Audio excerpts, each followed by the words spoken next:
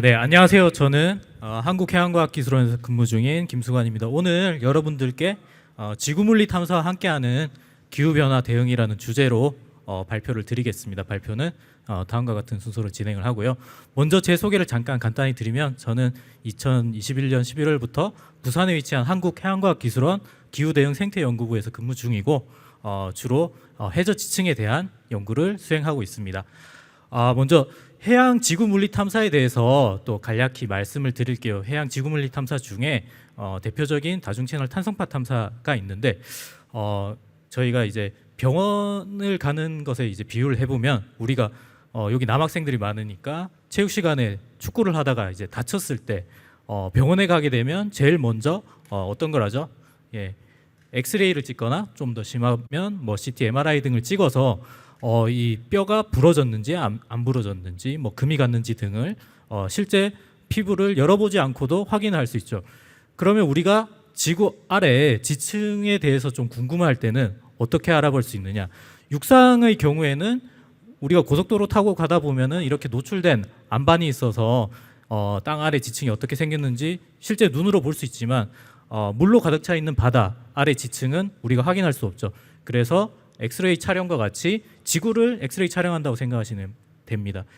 이렇게 해저면 아래 지층을 케이크 자르듯이 단면을 잘라보는 것을 다중 채널 탄성파 탐사라고 하고요. 보통 바다에서 이루어지는 탐사는 연구선을 이용해서 고압의 공기를 공기총에 넣고 공기총을 물속에 담그고 그리고 수신기를 쭉 풀어서 당겨가면서 공기총을 위 그림과 같이 한 번에 발파해서 터트립니다. 이렇게 터트리게 되면 이 진동이 아래쪽으로 이제 전파되고 이렇게 물성이 다른 바닷물과 퇴적층의 경계면 그리고 퇴적층도 조금 부드러운 진흙 그리고 아래쪽에 조금 단단한 퇴적층 이런 경계면들에 맞아서 돌아오는 것들을 기록을 하게 되는데요. 연구선이 진행하면서 획득되는 자료들을 이렇게 좀 보시면 연구선은 이렇게 진행하고 있고 오른쪽에 보시는 이러한 형태의 자료가 들어오게 됩니다. 이것만 봐서는 바다 아래쪽 지층이 어떻게 생겼는지 잘 모르지만 시간 관계상 이 부분을 적절히 처리하게 되면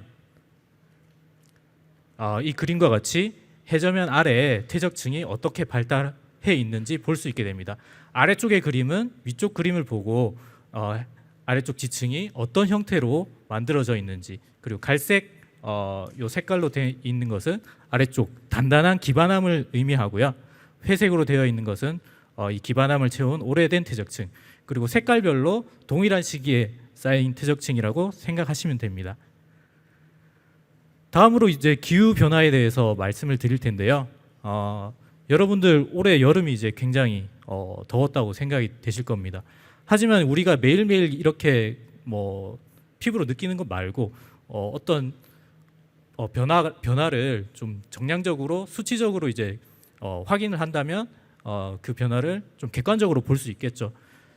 가장 이제 대표적인 것이 남극과 북극해 지역이 바다 얼음이 얼어 있는 면적을 구하는 것입니다. 남극과 북극은 매우 춥기 때문에 바닷물이 얼어서 이 해빙을 형성하게 되는데요. 남극과 북극도 물론 여름과 겨울이 있기 때문에 겨울철에는 해빙 면적이 가장 넓고 여름철에는 해빙 면적이 가장 작아집니다.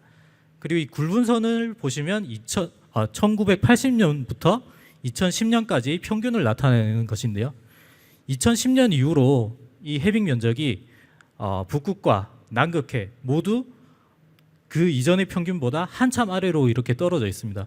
이 정도로 기후변화에 의한 영향으로 해빙이 급격하게 감소를 하고 있고요. 지금 보시는 그림은 정부 간 기후변화에 대응하기 위한 정부 간 협의체인 IPCC에서 올해 3월에 발간한 그림인데요. 여러분들께 좀 와닿게 설명할 수 있기 좋은 그림이라서 한번 가져와 봤습니다. 제가 알기로는 여러분들이 고등학교 2학년이고 아마 2006년생 맞으시죠?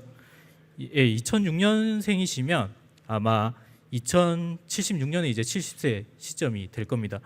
그리고 대부분 아마 2100년까지 많은 학생들이 이제 기후 변화를 직접 겪게 될 텐데요. 우리가 탄소 지금 배출하고 있는 온실 기체들을 감축하기 위한 노력을 5가지 단계로 나누어 보았을 때 우리가 탄소 배출되는 온실가스를 정말 많은 노력을 통해서 감축을 한다면 현재 2020년 기준으로 산업화 이전 대비 1.1도가 상승해 있지만 많은 노력을 통해서 1.5도 상승 이내로 달성할 수 있다. 이것이 이제 탄소 중립 넷제로의 개념인데, 만약 우리가 큰 노력을 하지 않거나 아니면 뭐 별다른 노력을 하지 않았을 때 산업화 대비 3도에서 4도 이상의 기온 상승을 겪게 될 것이라는 경고가 나왔습니다. 그러면 이렇게 생각할 수 있겠죠. 과거에는 빙하기도 있었고 간빙기도 있었고, 지구는 예전에 마지막 빙하기로부터 따뜻해지는 거고 지금도 자연스럽게 따뜻해지는 거 아닌가요? 기후 변화가 너무 과장된 거 아닙니까? 라고 주장하시는 분도 있고 그렇게 생각할 수도 있습니다. 지금 아래쪽에 보시는 그래프는 과거 5억 년 전부터 현재까지 여러 가지 연구를 통해서 과거 지구의 기온을 이제 유추해 본 것인데요. 오른쪽 위쪽에 보시는 그림은 남극 빙상이 제일 최근에 가장 추웠던 빙하기로부터 어떻게 물러나고 있는지를 보여줍니다.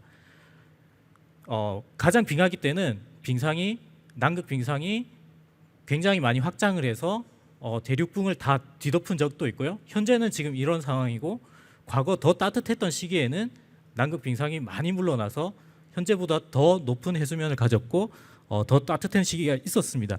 하지만 이 따뜻해지는 것이 문제라기보다는 이 따뜻해지는 속도가 너무 빠르다는 것이 지금 지구 온난화의 가장 큰 문제라고 할 수 있습니다. 왼쪽에서부터 오른쪽으로 갈수록 가로축이 이제 동일하지는 않고요. 오른쪽으로 갈수록 그 기울기가 이제 완만해져야 되는 것이 정상인데, 지금 보시는 빨간색 선을 보시면 최근에 와서 급격하게 거의 수직에 가깝게 이렇게 증가하는 것을 볼 수 있습니다. 그래서 지금부터 말씀드릴 내용은 이런 기후 변화 대응을 위해서 우리 지구 물리 탐사를 통해서 어떤 연구를 해왔는지에 대해서 말씀드리겠습니다. 먼저 앞서 보셨듯이 이렇게 빙하가 기온 상승에 의해서 물러나는 이런 모델링을 하기 위해서는 과거 해저 지형이 어떻게 생겼는지, 그리고 빙하가 어떤 식으로 움직였는지에 대해서 알아야 됩니다. 시간이 많이 없으니까 빨리 설명하겠습니다. 그래서 우리가 1400만 년 전, 그리고 400만 년 전에 해당하는 이런 시기들을 우리가 설정을 하고요. 그 시기에 대한 해저 지형을 탄성파 탐사 자료를 획득함으로써 이렇게 복원하게 됩니다. 복원하고 그 경계면 사이의 퇴적층의 두께를 구하게 되면 과거 빙하가 흘렀던 두 지역의 빙하의 흐름이 어떻게 달랐는지에 대해서 알 수 있습니다. 또 이러한 연구를 확장해서 현재의 해류 흐름과 또 표층에 있는 퇴적물들의 입자가 얼마나 고운지 거친지를 따라서 빙하가 많이 진출했던 시기에 퇴적물 공급이 특정 지역에서 이루어지고 해류에 의해서 특정 지역에 퇴적물들이 많이 쌓여 있음을 확인할 수 있습니다. 북극해 지역에서도 마찬가지로요.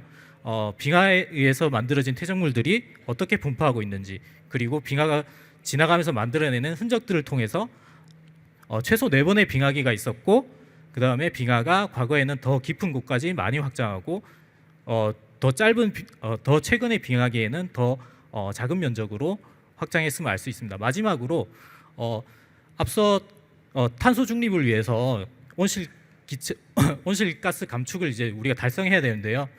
그 방법 중에 하나로 배출한 이산화탄소를 포집을 해서 지하 안정된 지층에 주입하는 방법이 있습니다. 이를 카본 캡처 스토리지 CCS라고 부르는데요.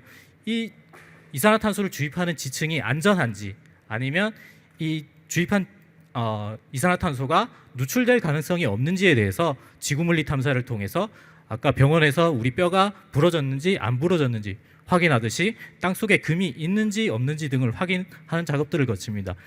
그래서 우리나라 근해에 이산화탄소를 저장할 수 있는 공간이 있는지, 그리고 그 공간이 안전한지 등에 대해서 정보를 제공하는 작업